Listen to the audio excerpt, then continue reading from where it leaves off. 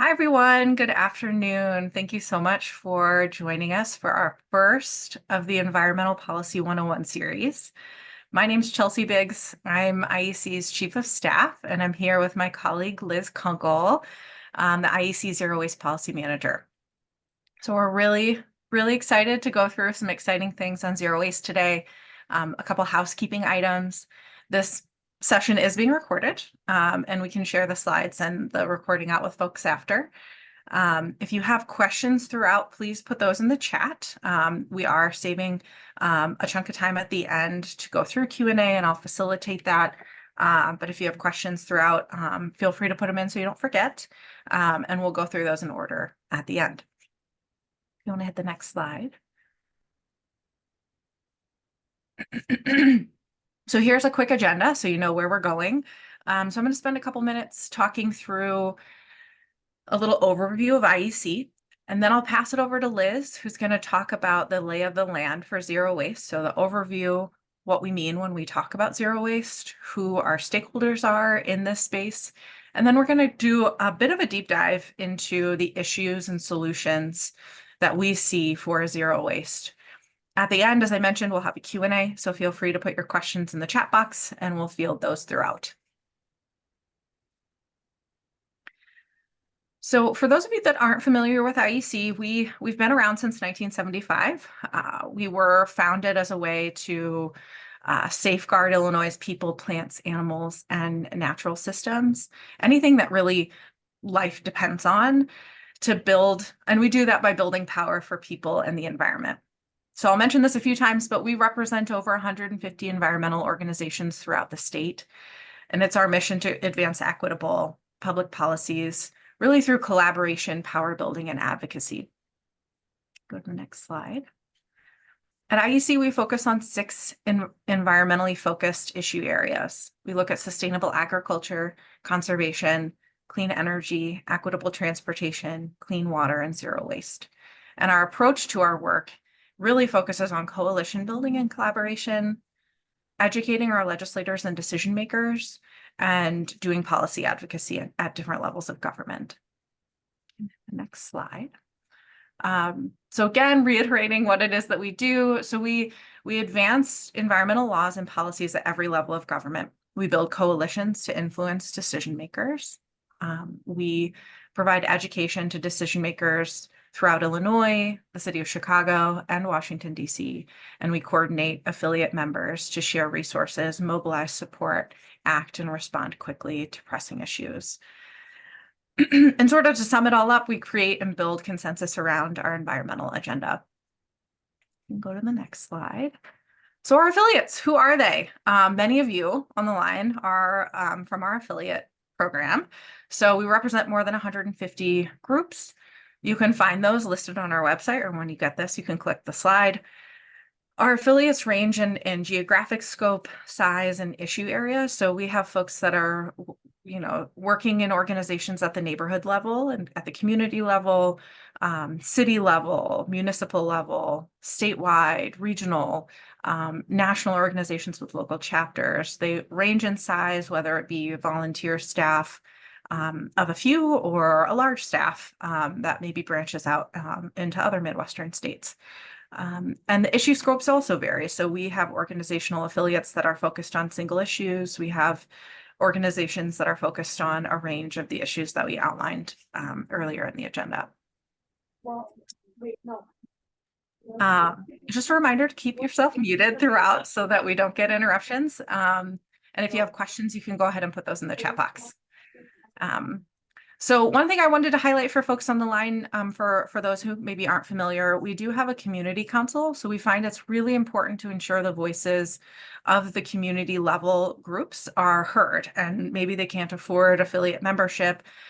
So we've created a space for community voices to be present. To be a part of our community council, you have to be a part of an organization that's place-based, community-based, and volunteer-led. We have more than 60 organizations at this level. We meet quarterly.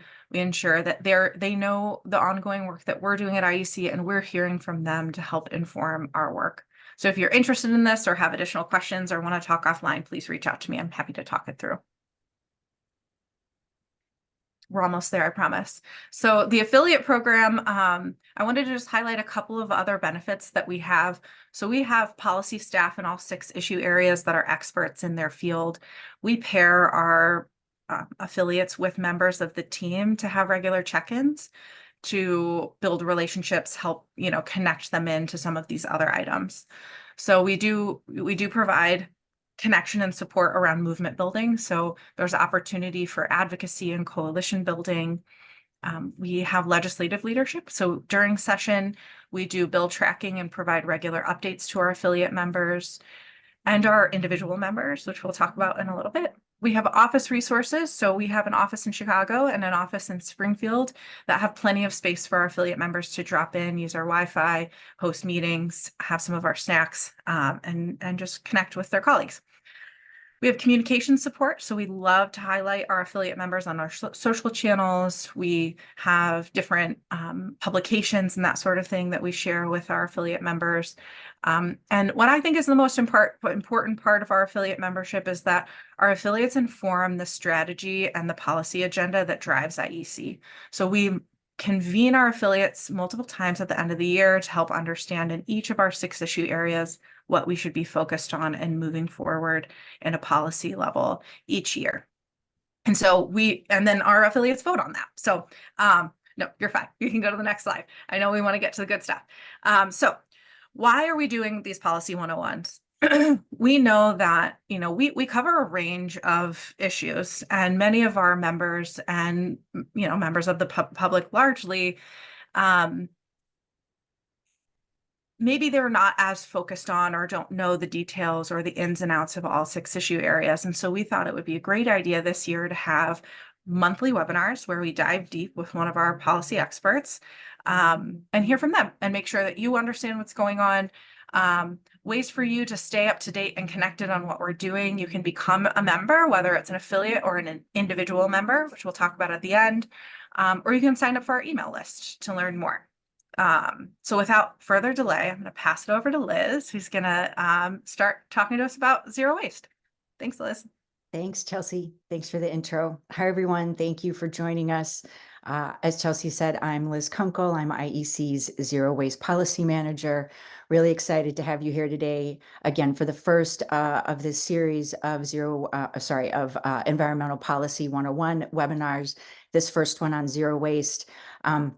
Part of the reason I decided to do this zero waste one in March is because you may or may not know that March 30th is actually the UN's International Day of Zero Waste.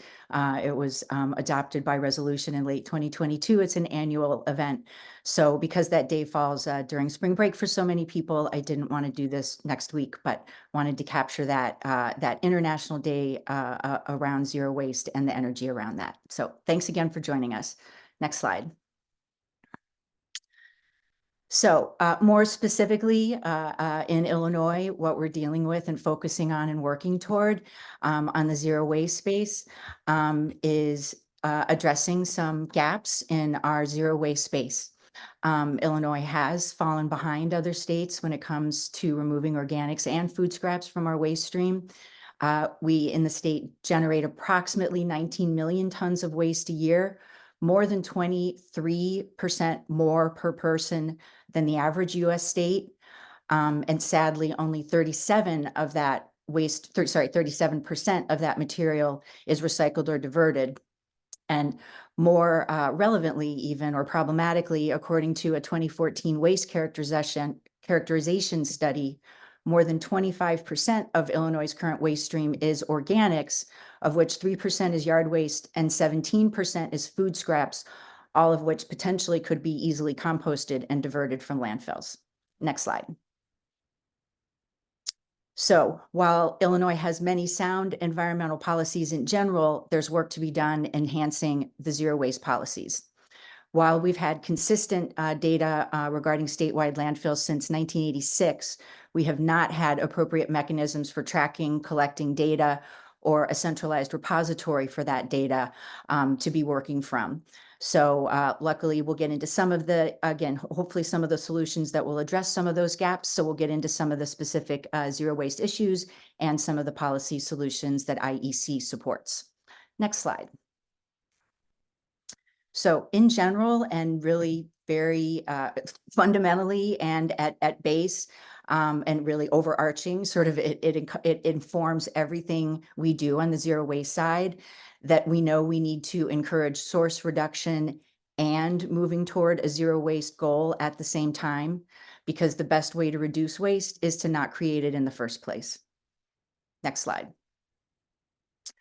So in terms of, again, Illinois specifically and who the stakeholders are in this space in zero waste and who has a voice in Springfield, we've identified 6 of the larger ones. They range from national players to, as Chelsea said, state organizations, county level organizations, grassroots organizations. So specifically in the zero waste space, the ones we work most directly with around these issues are the National Waste and Recycling Association, or NWRA, the Illinois Counties Solid Waste Management Association, or ILCSMA, the Illinois Manufacturers Association, or IMA, the Illinois Retail Merchants Association, or IRMA, the Illinois Food Scrap and Composting Coalition, or IFSCC, and the Coalition for Plastic Reduction, or CPR. So again, just some of the major stakeholders we work with, representative of other players in the space. Next slide. So we'll go through a couple of the big issues in the state, a few of them, and then again, get to some of the policy solutions. So the first big issue we'll talk about is waste disposal. Again, some of this intersects with lay of the land type stuff, background information for some people. So waste from our homes and businesses in the state typically goes through a transfer station where it's combined with other waste and then ultimately trucked to a landfill. In 2022, the Illinois Environmental Protection Agency reported that there are 36 active landfills in Illinois that have a statewide life expectancy of approximately 19 years. So obviously we know that landfill space in Illinois is finite, and we know the consequence of that is that we need to stop sending material to landfill that's running out of room, and that material is valuable in and of itself. So we want to divert it. And make it easy to recover, not harder to recover. And also it's worth noting that in addition to the 36 active landfills in the state, there are more than 50 closed landfills. All of those are capable of emitting methane to varying degrees, a greenhouse gas. So next slide. Continuing on with waste disposal, a pollution control facility is any waste storage site, sanitary landfill, transfer station, treatment facility, or incinerator. And back in 1986, Illinois passed a law that assigns the responsibility of choosing the location or siting of these pollution control facilities to local governments. This creates an extreme version of siting these projects that can cause county boards to run what becomes something like a judicial process with elements that amount to cross-examination, research, and more legal-like elements. The costs can range from nothing up to $1 million, depending on the county and the project. So you can see that they can be very intensive and pollution-heavy projects, even under good circumstances. It's an intensive process to site these facilities. Next slide. As an example, one of our affiliates, NIEC and dear partners, the People for Community Recovery was founded in the neighborhood of Altgeld Gardens, a public housing project on Chicago's far south side. That project is known as the Toxic Donut because it's located within the highest concentration of hazardous waste sites in the entire United States. And that includes 50 landfills, 350 plus industrial facilities, and more than 250 leaking underground storage tanks.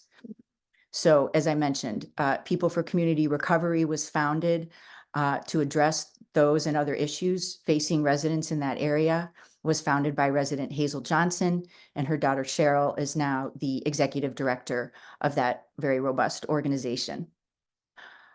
In 2011, Illinois banned landfills from Cook County, which is a step in the right direction, but obviously it doesn't address all the landfills that still exist there, again, whether open or closed, which can emit emit methane and have other harmful consequences. So overall in the state, too much material is produced and too much of it ends up in landfill. Our disposal costs are way too cheap. We have some of the lowest costs to landfill material, or what are called tipping fees, in the United States. So those are all issues that IEC is working to address. Next slide. So overall, Illinois ranks 9th in total methane gas emissions. This is from a website called don'twasteourfuture.org. And actually, as I was preparing this presentation yesterday and today, finalizing it, I noticed that we may have bumped up in rank and may now be 8th in the country in terms of total landfill methane gas emissions. As mentioned previously, both opened and closed landfills can produce methane. Methane is approximately 80 times more potent at warming than carbon dioxide. Therefore, reducing methane emissions is the most effective way we can mitigate climate change over the next 20 years.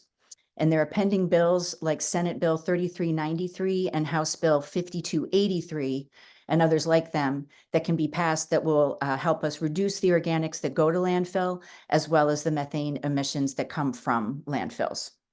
Next slide. So the next big issue we're going to talk about is hazardous waste and incineration. Hazardous waste is defined as waste that significantly contributes to an increase in mortality or an increase in serious, irreversible, or incapacitating reversible illness, or it poses a substantial present or potential hazard to human health or the environment. The last municipal solid waste incinerator in Illinois closed in 2013. But until as recently as 1996, billions of dollars in incentives were offered to put incinerators in environmental justice communities through the retail rate law in an effort to expand waste to energy incineration projects. And a hazardous waste incinerator does still exist in Sauget, Illinois, in the Metro East area, which is an environmental justice community. In 2022, IEC and our partners worked to ban the incineration of PFAS at that facility. IEC believes that the safe disposal of hazardous waste is critical and has helped to offer one-day drop-offs. And there are permanent sites located throughout the city and state in different counties. So next slide, please. So unfortunately, the safe disposal of hazardous waste hasn't been fully funded. So there's a lot more work that needs to be done in the area, obviously. That's one reason that hazardous waste disposal is a great candidate for manufacturer responsibility, which we'll talk about more in a minute. As many of us know, the environmental justice communities have too many environmental and hazardous waste sites already. Therefore, all future waste sites must take into account the cumulative impacts and potential environmental degradation that they might cause in those areas. IEC also believes that hazardous and dangerous wastes need to be banned from landfills and curbside recycling programs. That is happening and continues to happen. One example of which is another pending bill, Senate Bill 3686, which would ban certain medium format batteries from Illinois landfills starting in 2028. Next slide. So the next big issue, number 3 in Illinois, is chemical recycling. This is an umbrella term to refer to chemical processes like pyrolysis and gasification that use heat and pressure to break the chemical bonds in plastic and to produce hydrocarbons such as synthetic gas and crude oils, which then can be used for fuel and energy. These plastics to fuel systems, no matter how technologically advanced they may be, still release significant amounts of pollutants that contaminate our air, water, and soil. Let's do next slide. So, and unfortunately, Illinois there's interest in moving forward in our state with chemical recycling facilities. There's been some interest already. There was a law passed in 2019 that allowed for streamlined permitting for a chemical recycling facility in Will and Grundy County if that facility is permitted before 2025. That hasn't happened yet. We're keeping our eye on it, but it's still out there. To be clear, IEC will oppose any tax breaks proposed for fuels from plastic to energy processes, because we know that ultimately chemical recycling is not recycling and is not an appropriate waste solution for Illinois. Next slide. So we're going to talk about what recycling is and how recycling does work in our state. So in 1986, the Solid Waste Management Fund was established, which set the first state goal discouraging landfill use. 2 years later, the Solid Waste Planning and Recycling Act was passed, which then encouraged long-range solid waste planning and set a statewide recycling rate of 25% as a goal for counties to hit. Illinois does ban a number of items from landfills, including tires, oil, white goods like refrigerators and air conditioners, landscape waste, and electronics, as well as a partial ban on asphalt roof shingles and other materials are being discussed and potentially considered legislatively. Next slide.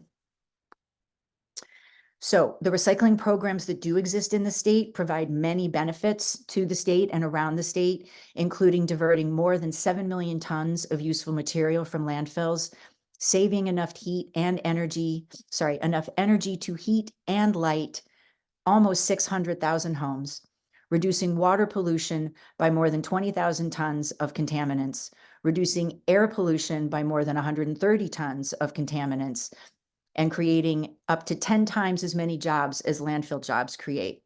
And those recycling jobs that have been created amount to more than 100,000 jobs that have paid more than $3.5 billion and grossed more than $30 billion for the state.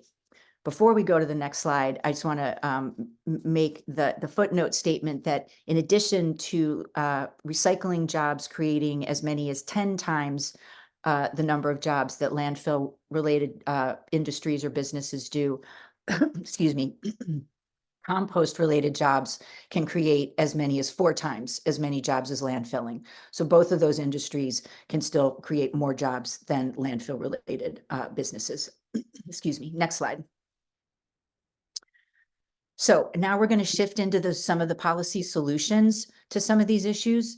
We're calling them diversion solutions to get at the issue that these are all ways to divert these materials from landfills. Excuse me. So the first solution to discuss is reuse. We know that reuse is the pinnacle of zero waste, reusing what we have.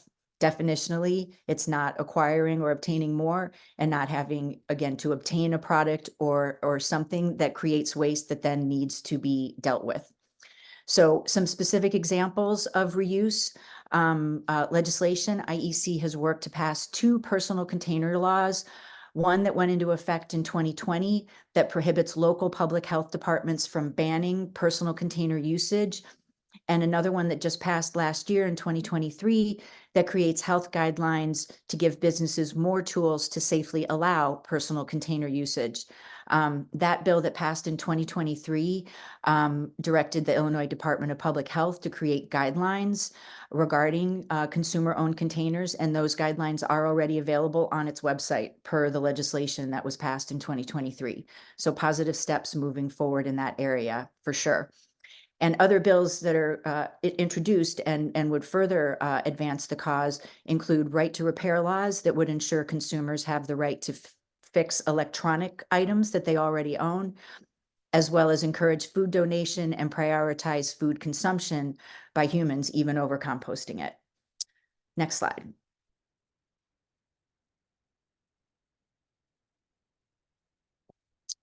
So, as I mentioned earlier, and as Chelsea mentioned, IEC keeps our environmental justice partners in mind with all of the policy solutions we pursue. And so with all of these solutions, we want to keep these communities in mind and again, recognize the impacts that recycling and other facilities placed in these communities have. And recognize also that even if we're talking about more traditional recycling facilities, not just chemical recycling facilities, again, there's a significant impact on these communities. They still create pollution. They still bring in trucks and emissions. And create burden on these communities. So again, some very specific examples.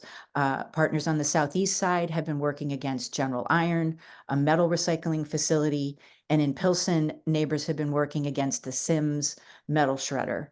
Moving forward, IEC knows that policies around these facilities need to address the cumulative impacts and health impacts that these facilities will have in these environmental justice communities. Next slide. All right, another big picture diversion solution is extended producer responsibility, or EPR. EPR makes producers and manufacturers responsible for the financial costs of the materials and packaging choices they make, rather than the individuals and local governments who have the materials at the end of their lives and then again need to deal with them. So Illinois has passed a number of laws in the EPR space that touch on specific products that are bullet pointed here, namely electronics, mercury thermostats, and prescription drugs. Batteries are the subject of a pending bill this year, Senate Bill 3686. Again, as a comprehensive solution, last year, Senate Bill 1555 was introduced to propose an extended producer responsibility system for almost all product packaging in the state. It did pass, not as that comprehensive EPR bill, but as the statewide Recycling Needs Assessment Act, which lays the foundation for sound product stewardship and EPR policy down the road. Next slide. So another diversion solution, and this is a more material specific one, is a bottle bill. The bottle bill would create a deposit return system for the consumer purchase of beverages in cans or bottles. Obviously, Illinois does not have one of these bills. Many other states, about 10 of them or so in the country do. Most notably around us, our neighbors Iowa and Michigan have bottle return systems.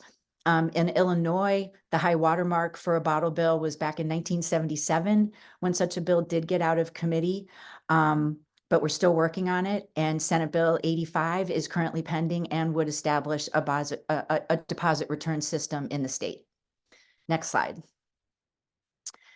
So building off the bottle bill, recognizing that plastic bottles are one element of plastic use and waste, IEC and its partners also work to reduce plastic use, waste, and pollution throughout the state overall. We recognize that disposable items like foam cups, containers, bags, utensils, bottles make up nearly half the waste we use, and that these single-use plastics crowd our landfills and fill our oceans, and the microplastics they leave behind damage soil, water, animals, if not our own bodies. We also know that 22 million pounds of plastic enters the Great Lakes each year, and just over half of that, for various reasons, ends up in Lake Michigan. We also know that we cannot recycle our way out of this problem of single-use plastics. Next slide. That's why, as one of the solutions we're supporting and pursuing at the state level, we're looking for ways to reduce the use of single-use plastics to begin with. So in 2022, Illinois passed legislation that bans foam foodware at state parks. That ban began at the beginning of this year, 2024. In 2023, that foam foodware ban was extended to all state agencies beginning in 2025 and extended to all vendors that serve state agencies beginning in 2026. House Bill 2376, which is currently pending, would expand that foam foodware ban to all retailers in the state beginning in 2027. And companion bills, House Bill 4448 and Senate Bill 2211, would ban plastic and paper carryout bags throughout the state. Next slide. So in addition to plastics, another material that IEC works hard to divert from landfills are food scraps and other organics. Landscape waste, as many of us know, was banned from landfills in Illinois in 1990. As a result of that ban, there have been a number of landscape waste composting facilities and jobs that have resulted. Back in 2009, the permit requirements for commercial food scrap composting were lowered, which makes those businesses more feasible in Illinois, and has definitely led to an expansion of those businesses throughout Illinois in the last 15 years. More recently, in 2023, permit requirements were removed for urban farms and compost piles less than 25 cubic yards. Now these facilities need only register with the Illinois EPA and follow local laws. And in 2015, the law was amended to allow for one-day drop-offs, like pumpkin events, like our pumpkin smashes that are hosted by Scarce and other communities, and permanent drop-offs, permanent compost drop-offs throughout the state. Next slide. So again, for continuing on composting, we know there's more work that needs to be done. The landscape waste, while it's been in place for a very long time, is not very well enforced. Through unforced errors, if nothing else. Different communities have different standards about what can be collected, whether food scraps can be a part of a curbside program or a third bin program, et cetera. So it just leads to difficulties enforcing it throughout the state. Obviously, many municipalities don't offer regular organic pickup services. They're not potentially very well communicated. Lots of education can still happen around that. Other complications can include permit requirements for composting facilities, making it difficult for siting. And it's specifically, there being confusion around siting anaerobic digestion facilities. So we know that there are increasing opportunities and increasingly an increasing amount of legislation being introduced around these issues that will facilitate residents and businesses diverting food scraps and other organics. We know these are steps in the right direction, but again, we know that there are other actions that need to be taken to help cement these actions in the state. Next slide. So one other big issue to talk about, and again, it touches on all of them, is market development, recycled content in products, and using finished compost. And again, all of this goes to markets for products. So we know that we need to ensure that markets for using recycled content and finished compost exist. Manufacturing with recycled content in Illinois itself reduces greenhouse gas emissions by 4 million tons of carbon equivalent a year. Requiring purchase of anything, recycled content items or using finished compost by local and state governments is obviously a step in the right direction. And there are some requirements for the state around recycled content and finished compost, but again, they're not very strong, and more work needs to be done around them. As an example, while there are requirements and goals for the state to use recycled content in its paper, in fiscal year 2022, only 42% of paper purchased by the state did have recycled content. More recently, again, kind of a mixed blessing.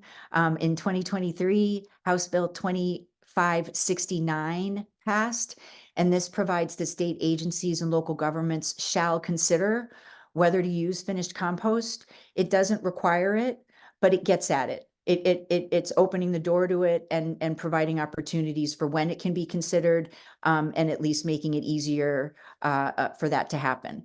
But it's still short of a requirement. So again, ways for these laws to be tightened up, but some steps in the right direction are encouraging. Next slide.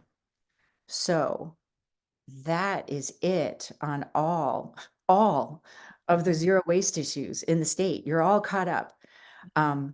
Obviously, there are lots of issues we didn't get to. I know there were questions. I did not look at them, but I know they were popping up in the chat.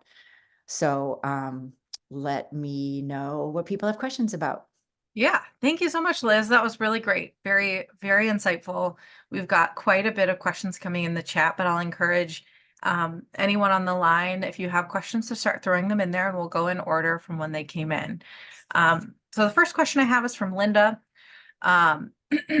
Is extended producer responsibility for prescription bottles being considered in 2024 agenda, and what is an update on that issue? Thank you. Thanks, Linda, and hi, Linda. So on the extended producer responsibility and specifically the statewide recycling needs assessment act, which does not have a good acronym, but the act, the statewide recycling needs assessment act, established an advisory council that will be responsible for creating a report and again, setting the foundation down the road for EPR. So that advisory council has just started meeting. There was a kickoff meeting in early February. The first official meeting was last week. It will eventually meet monthly, but for right now, it's probably going to meet quarterly over the next few months because the Illinois EPA is hiring a consultant that will be drive the process on this statewide recycling needs assessment. So the council, the advisory council, will start meeting regularly once that consultant is hired, which is expected to be hopefully this summer. So we don't have a lot of substantive info yet about what the council will be reviewing and the specific issues or items or materials that are being discussed. But I can tell you that all of those meetings are open to the public and available to the public to access through the IEPA website. I don't have the link in front of me with my screen share and presentation mode on, but if you Google IEPA or Illinois Environmental Protection Agency and the Statewide Recycling Needs Assessment Act or Advisory Council, you'll come up with the page. It has the running notes for the meetings, and you can join as a member of the public when the next meeting is announced, but it hasn't been yet. So thank you for that question. Good. The next question is from Ellen. Is there a benefit to locating landfills close to where the waste is produced to have a sense of local responsibility? What a good question. I I say yes. I don't know from a statewide policy. I'll also say, as many of you know, I introduced myself as the zero waste policy manager. Jen Walling is the zero waste policy manager at IEC. We all know this. She's done this for the entire time she's been here. So I invite, Jen is available to speak to any of these issues. And if there's a general position and sort of a policy in the state, I welcome it. My gut tells me I like local solutions to things. I think it creates a sense of responsibility around all of it. It creates more solutions. It creates fewer emissions. I mean, it goes to sort of local circular economies. So to me, that makes sense.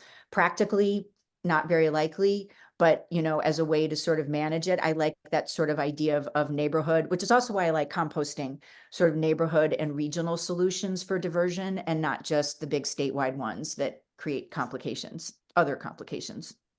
Yeah, and I think that that's something we are looking at and support in a lot of ways. Just, when you put solar on your home, it's called distributed generation. And I think there's a lot of ways of distributing these, if they're smaller facilities, they're less likely to have pollution impacts on the neighbors. When we talk about environmental justice communities, it's a way to reduce, of course, we don't want a landfill in every community by a lot of people. But we all need to bear the impacts of these different types of things. So great answer, Liz, and thanks for the question. Thanks, Jen. The next question we have is from Carl. I get some of my drugs in styrofoam containers with ice packs. How can I dispose of these items? There's no easy way. Those ice packs, I feel like they're the bane of my existence. I keep wanting them to be compostable. I feel like they should be.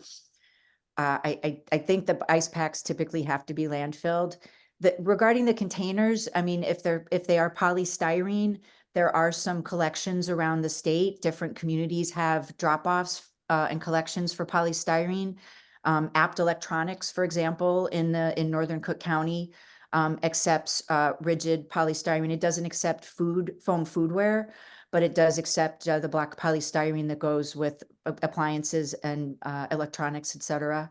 So there are some options for the sort of coolers and if it's pure styrofoam that it comes in, but otherwise, again, it's really material specific. And the whole issue, again, with the plastics is that more of them are not recyclable than are.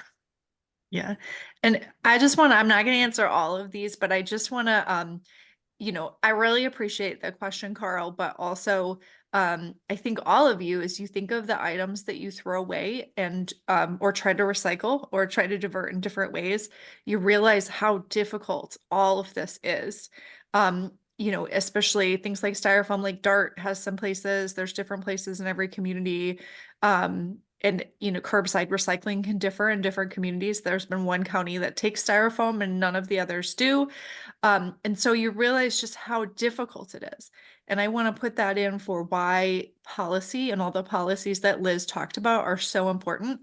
Because as you do this and you take the actions and you realize how difficult it is, our goal is to make these options easy and convenient for everyone. We want the environmentally sustainable option to be the default option.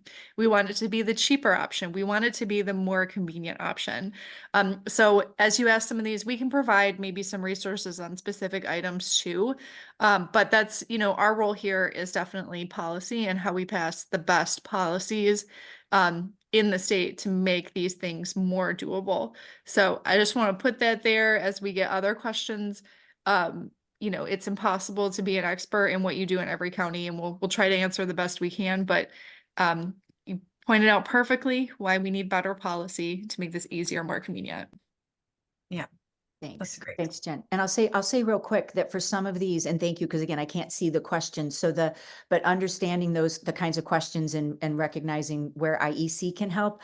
I also like saying that, you know, for some of these issues, that's where it is helpful to connect with some of these grassroots organizations or some of these partners or coalitions that are doing work in this space. Like the Coalition for Plastic Reduction is doing work around polystyrene and foam foodware and plastic bags. And the Illinois Food Scrap and Composting Coalition is doing work around food scrap reduction and composting. So things like that. And again, there are other organizations, those are just the two obvious ones, but that's where you can start to sort of have those ideas germinate and bubble up and see what some solutions are that then dovetail with how IEC can help bring them forward to the state. That's great. Thank you so much. We have so many good questions coming through. So this next one is a multi-part question from Sue. Are there resources available for businesses to locate commercial composting? We're opening food shed, co-op, grocery store in McHenry County. We want to compost, better yet, get food scraps to farmers so they can close the loop. Is there already information aggregated somewhere to connect farmers with food scrap producers? Are there health department regulations that make this difficult? Great question. Really great question, Sue. And please email me, honestly, liz@ilenviro.org, because I am also involved with the Food Scrap Coalition. And it's not the be all end all, but that is an organization that addresses answers a lot of the questions. It has a website, it's illinoiscomposts.org. And it does have a lot of composting related resources for residents, for businesses, partners, locations, things like that. And I'm happy to flesh it out more. And there are some other resources, Wasted Food Action Alliance, IEPA, again, has information on composters, like permitted compost facilities. But the Illinois Food Scrap Coalition is the best resource for sort of statewide compost related information. But again, I'm happy to help you sort through it and point you in the right direction to that organization. Perfect. The next question is from Benjamin. With respect to recycling facilities and environmental justice, should these facilities be sited in more equitable locations, or is it simply a matter of paying for the public health and pollution externalities these facilities produce? Thank you for that question. I think I'm going to say I think the former. Again, we can't keep paying for we can't pay our way out of the problem. We have to not allow for it in the first place. And again, create the situation where all of us are faced with needing to take responsibility for the choices we're making, that we don't have an out of sight, out of mind option, period. Yep, that's great. The next question is from Ellen. What is a way to encourage composting in multi-unit buildings with the same service and pickup dates? Excellent question. Well, the Illinois Food Scrap and Composting Coalition happens to have a guide on its website that relates to exactly that, getting systems and programs going in multi-unit buildings. That's not to overstate the difficulty of it. It can be hard. Homeowner associations can be against it, can be resistant, have questions.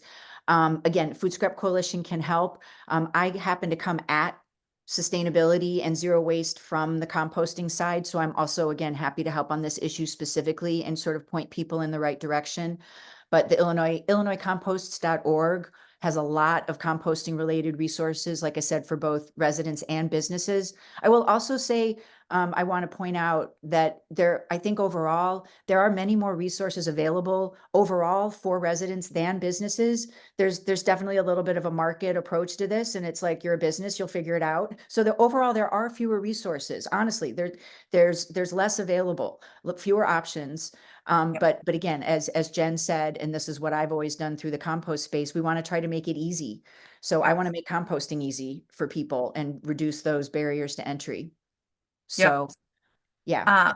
And Nicole in the chat has responded with some resources, and I just wanted to call out Demi Composting is a startup that started in Chicago, was based out of Northwestern and M-Hub, where I used to work, and they are wonderful people. So definitely great. And then she also put in Waste Not Compost. I think we use Urban Canopy. So there's a lot of good options out there also. I'll name one other real quick. So Urban Canopy, Waste Not, and Collective Resource Compost, they are all container swap models. And again, going to answer the very specific question of how do you do it in a multi-unit building, Earlene Howard, who founded Collective Resource Compost, she founded it in 2011 precisely because she lived in an apartment building and didn't have access to a yard or a service. She started it with buckets in a Subaru, no joke, and started taking it around. So that's how it gets going. And that's why those services did get started, to create other options for people where a curbside model isn't a good fit. That's great. We got a ton of questions, so I'm going to try and blast through these because we've only got 10 minutes left and lots of good ones. So the next one's from Diane. Is there a way to encourage agencies or taxing bodies such as park districts and forest preserves to create composting opportunities or facilities for people in their community? It's a good question. I think, again, there's no easy answer, and it's pretty much the same. As far as I know, I'm dealing with this it happens in all of our, like, wherever you are in the city and your local village, they're different units of government, your village, your park district, school district, library, right? They're just different entities. And so it's potentially just having, there might be some conversations between those entities and some synergies and or overlap. But if not, it's, potentially figuring out how to have the conversation just with those different entities. But to me, it's the same sort of process, and figuring out who you can talk to, who might be open to it, where the low hanging fruit is, where the opportunities to enter are. But it's a separate conversation. And the park districts obviously have some, they're subject to some exemptions on, on the sustainability side in terms of pesticides and things, like less so on zero waste applications. But, they're different entities, and they are, they're subject to some carve outs that make them definitely unique to deal with, I think. That's great. The next question is from Annette, and it's my favorite question so far. How can the public support your work? So I'm going to take this one. So first of all, you can donate. We're a nonprofit organization, and we need financial support to do our work. So I'm going to put a link in the chat, and I'll let you know. There you go. If you donate $50, you'll automatically be enrolled as an individual member of IEC. So this is even more than just giving a financial contribution. You'll get updates on what we're doing and asked to participate in action alerts. You'll get invited to events to join in and support, and that sort of thing. So, there's a way to contribute financially, and then there are lots of ways to contribute as an active member of the field. So please take a look here. I also put a link in the chat to make it easy. So the next question's from Nicole. I love all this. I'm curious if any of you are aware of a proposed or possible recycling mall concept in Chicago, like this concept in Sweden. I help promote the trashy markets here in the city. And a larger vision we have is for artists or vendors to not only help divert materials, but also upcycle them. Any helpful resources you'd recommend? And then she links to the Smart City Sweden website. Awesome. I'm not aware of, in general, there are reuse, obviously, fairs and there's a trash and revolution, recycled fashion show, things like that. there's the other thing I thought of, and this connected with what Jen mentioned earlier in terms of polystyrene recycling. Just last year, about a year ago, the Center for Hard to Recycle Materials, or the CHARM Center, was opened on the south side of the city. And it does have like a densifier, a machine that will condense the polystyrene and recycle it, facilitate the recycling of it. And so there are those kinds of, again, like sort of regional solutions for like creating a drop-off site. But I'm not sure of any, sort of cooperative type things, or legislation to support that kind of effort. But helpful resource to share with everyone. That's great. Yeah, thank you. Yeah, Anthony put in two really good questions in here. I'm going to break them up and ask the first one first, and then we'll get to the second question after. So the first question is, I'm surprised to know that landfill sites are the primary source of methane in the state, as nationwide animal agriculture is roughly 10% higher. Is animal solid waste, which is now diffusely distributed into the environment, being considered as solid waste, potentially being reduced or processed differently? I'm sorry, I missed the latter part of that question. Is animal solid waste, which is now diffusely distributed in the environment, being considered as solid waste, potentially being reduced or processed differently? I don't know the answer to that. I don't think what we presented in here was that methane emissions from landfills are the top source of methane in Illinois. It's just they are a source, and it's the 9th highest in the nation. I don't think that they're higher than other sources. So it is a large source. I don't think we said they were the highest, but I'll go back and look. Yeah, thanks. I But think I don't think that's the case. Yeah, thanks. I think overall nationwide, landfill methane emissions are third behind in agricultural uses and oil and gas overall. So yeah, I don't know that it's drastically different in Illinois. Great. So the second question, a simple 5-cent charge on single-use plastic grocery bags in California virtually eliminated plastic grocery bags use statewide. Any way to implement a charge or simply eliminate single-use plastics? Rwanda and Kenya and other countries have prohibited single-use plastics completely. A comment, the rhetoric about plastics being recycled needs to change, as it's a false notion. And very little plastic items are recycled. Yeah, Yep. and this is one I think, Liz, I should jump a little ahead of you on bags, if that's Go for okay. it. Absolutely. So I mean, there are under 10 communities in Illinois that are taxing plastic bags right now. And we're moving towards, anything that can be done to reduce plastic bags is important. But we're moving towards ones where we think that plastic bags should be banned. And we have a bill on that, Senate Bill 2211, House Bill 4448. A lot of communities that are getting money from plastic bags are using that as revenue to just fund overall city operations. So, for example, the city of Chicago takes in over $7 million from plastic bags. In when they started the plastic bag tax on their fee, last year they took in 18 million, which is not saying that plastic bag usage doubled. It has increased during the pandemic, but it hasn't doubled. A lot of that was audits. But we're really recommending folks head towards bans because and especially a lot of communities haven't coupled the taxes and funding with environmental programs to cause reductions. And so we're seeing communities in Illinois that are, it's good. I want to say fees are good. But we prefer to see them banned if we're able to. So, whatever we can head towards, I think it's pretty important. So that's where we're at. And I don't want to discourage anybody that's working in their local community.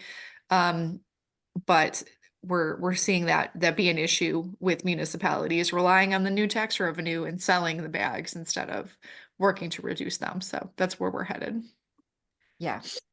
A quick Thank you. follow-up on plastic bags. Ellen asked, it seems I seem to recall some data about how many times a reusable bag has to be used to justify its existence. Do we know how many times? Does anybody Yeah, you know? know, unfortunately, there's a lot of pieces that have been put out in New Jersey by the plastic bag manufacturers to attack reusable bag usage. And, you know, one of the things with reusable bags is you really have to have a very tight definition of what you put in. So it has to be something that is washable. And you know, there's info on like oh, like washing a reusable bag causes X, Y, and Z, but like you know, you're putting it in with your other laundry. Are you really creating 10 gallons of water from washing one plastic bag when you're using the same amount of water for your whole load? I think some of the numbers out there that attack reusable bags don't match the science. Um, so I've seen that study and I think it's been put out by the plastic bag manufacturers. And there's been a lot of attacks on reusable bags in New Jersey because they ban all bags there at checkout. So you can't get paper or plastic. So there's been some discussion about environmental impacts. So anyway, it's going to have to be a change of behavior. Thanks. And Oh, real quick, can I say I think it was Anthony's original question referring to the fee in California. There was just an article in the New York Times last month that it hasn't been working. And just last week, California, it introduced some new legislation to fix the loophole. The 5-cent fee is backfiring and the thicker plastics are finding their way into the market.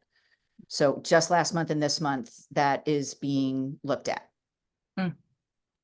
that's great. So we've got about a minute and a half and one last question, so I think we can get to it. So Annette asks, it's really exciting to hear about the personal container laws. How can we get large retailers like Starbucks or Dunkin' to share this as an option or incentivize personal containers? Helping them get the info from the IDPH website, the Illinois Department of Public Health website. It is a little bit of a unique thing because the law allows these guides that give retailers standards for cleaning and sanitizing the containers. So it's still just sort of building relationships and having conversations and changing behavior and, you know, reaching comfort level with people. Oh, Jen dropped the link to the page to the chat. So, but again, it's not being evasive. There isn't an easy answer. This is also something that one of the working groups in the Coalition for Plastic Reduction is working on. There is a reusable group that's part of that within its policy committee. So again, it's like strategizing around those kinds of issues precisely to figure out how to get the word out. IDPH just put this on the website. We didn't even know it was there until we asked them. We're like, well, that's great. You did that. Thanks for letting us know. Well, we did tell them to put it on it. We required them to put it on the website by the legislation we passed. So Right. No, they required it, but then they didn't and didn't tell anyone once it was done. It was just poof, we did it. And there was no announcement or anything. So we're right at time. If we could go back one slide, I just want to highlight for folks, we do have a few other environmental policy 101s coming down the pike. So our next one will be in April on conservation. So please, you know, you can register for that event on the link here, ilenviro.org/101. If you have any questions about any of these or, you know, anything about IEC in general, feel free to reach out to me. But we're really thankful for your interest in this work and for tuning in and happy to support you in any way we can. Thanks for joining, everyone. Happy Thank you. spring.